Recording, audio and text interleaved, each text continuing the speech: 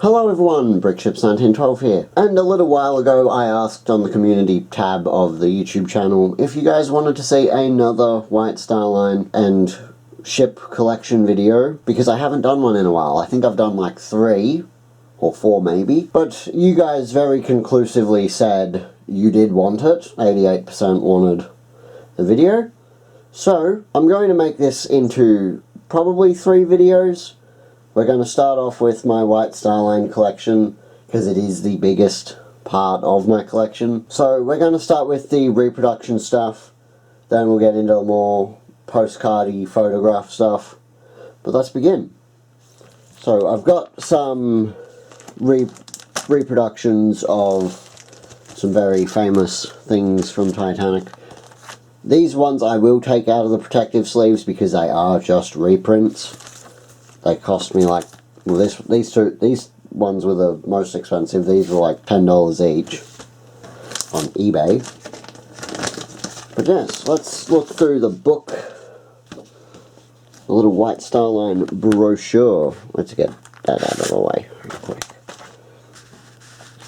We'll just quickly scroll through it. It's got a little bit of information.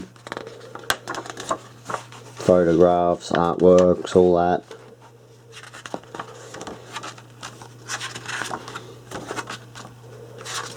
Smoking room, reading writing room, the dining saloon, veranda cafe, prison, bedrooms, first class suites, the swimming pool, Olympic in the mid-Atlantic. I love that photo. I love that one of her leaving New York. And then a deck view on a deck of Olympic. And then we just got another thing there. Really wish I didn't put that watermark over this side. Would have been cool to be able to see. But yeah, that is the Olympic thing. I'm not going to bother putting it in the sleeve again because I'll do that once I'm done recording. But I'll put that just over to the side there. Now this one is also another thing that you got with the 1/400 Revel kit. Is just a bunch of replica postcards. There's some pretty cool ones here, and then this is just a little replica of the last lunch or dinner. But yeah, they're very cool. Like they are postcards. Like, you could use them if you wanted it, but I don't. I would like to preserve them for nerdy reasons. Then I'll put them also over there. This will get out. I've got cardboard bracing just because I do want to keep them as flat as possible. But this is probably one of my favourite photos of the two. That is Olympic and Titanic, or Titanic and Olympic, if you believe in the switch theory. If you do, please unsubscribe, honestly. No, I'm just joking. Everyone can think what they want. There's Magnetic there. It's a lovely reprint. It's like actually pretty high quality. But yeah, that is that one. I'll put that away later.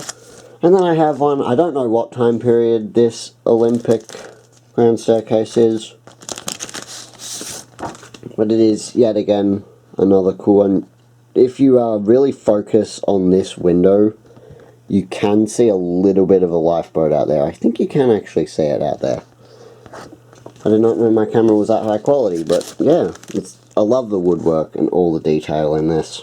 Wish we did it still, but it's too expensive apparently. Now, the only thing I have official that is Titanic, because everything Titanic related is really, really uber expensive, is one of the things that everyone has in their collection. I have some authentic Titanic coal. This is actually the more recent thing that I've added to the collection. It's just like a little disc with coal in the middle. It's pretty cool. Now, on the side of saying things that are expensive, let's jump into the very small amount of Olympic stuff. The most expensive thing in my collection would have to be the piece of her, I believe, A-deck promenade, and there's the certificate of authenticity. It is really, really cool to actually hold something that passengers walked on. Like, this was a part of the ship, had a very long life, and yeah, the reason why this is authentic is that we know is because the building that all the wood from Olympic was sold to was recently torn down, and they've like been finding a heap of Olympic artifacts there. Like, I'll put a photo of the A-deck round windows that you see here to the boat deck, or to the grand staircase, I should say. And the one other thing of Olympic that I have is this tiny little lolly candy card collectible thing. So yeah, I don't have much on Olympic and Titanic, but I do have a fair few postcards. I'll go through these two, and then I will get into the Mv Britannic and a little bit of Georgic collection that I have. But here is a real photograph postcard of Suevic wrecked on the rocks. This is a real one. You probably can't see it because of the glossiness, but there's that one. And the other one I have is probably really cool because it's actually been used. It is of Majestic, and it actually has a story. I cannot read this. It's like really messy for me, but well, it's cleaner than my handwriting. But yes, that is all I have for other White Star Line postcards. But let us get into the little bit of Georgic, and then we'll get into the Mv Britannic, aka my favourite ocean liner of all time. This is just another one of the Sweet Acres collectible cards. This one's just of Georgic. We'll turn it around and you can see the back. Olympic had the same stuff, but it was all Olympic information. And yeah, it's just a adorable little thing to have. Now let's get into the Mv Britannic side of my collection. This is every single postcard that I have of her. I will show you all of them up close in a second. And there is it. I have 4, but that is not everything that I have on Bratanic. I've also forgotten to show my Majestic passenger list, but I'll get that at the end of this. So this one, this one was the first one I got of Bratanic. Real postcard.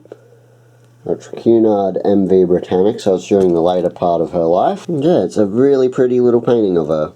And then the others are all photos of her.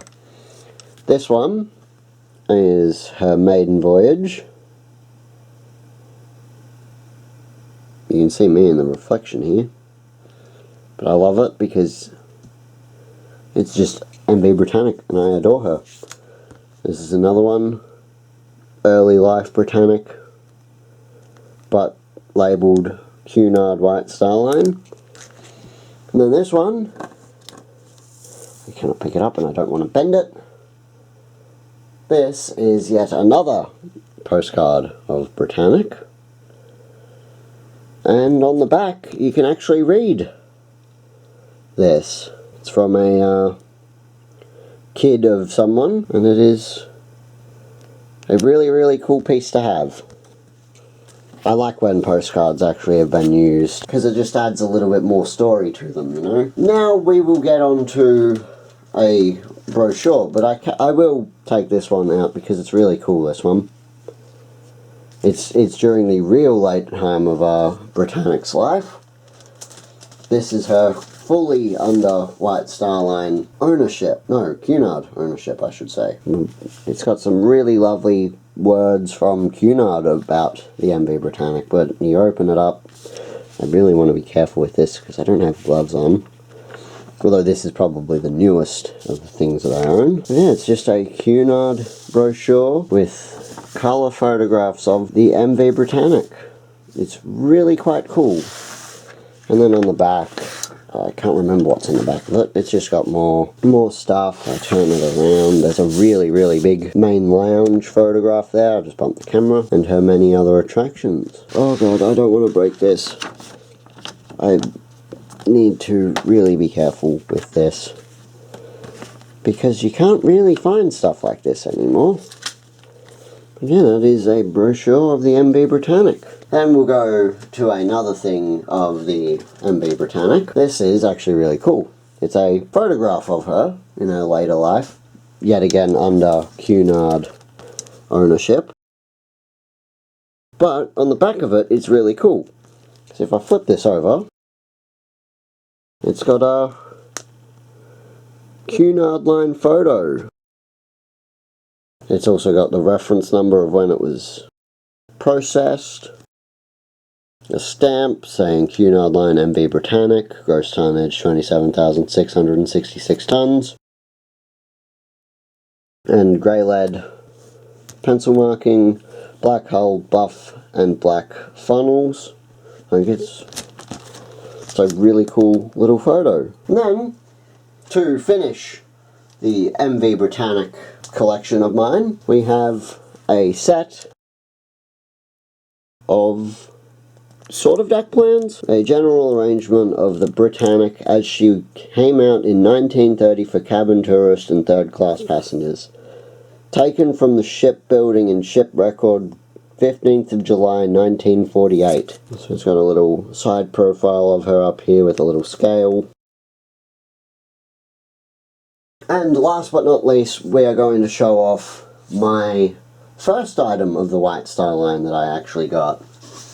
This one, I believe, is from March of 1923, I want to believe. But it is my Majestic passenger list. It's a really cool piece. I adore this thing. I really want one of Olympic, but they go for very expensive prices. It was glued into a scrapbook though, so it's got a little bit of damage on the back, but that's fine because it's still being preserved here in my collection. So that is it for today's video. Please like, comment, share and subscribe, and I will see you all in the next part. Goodbye everybody.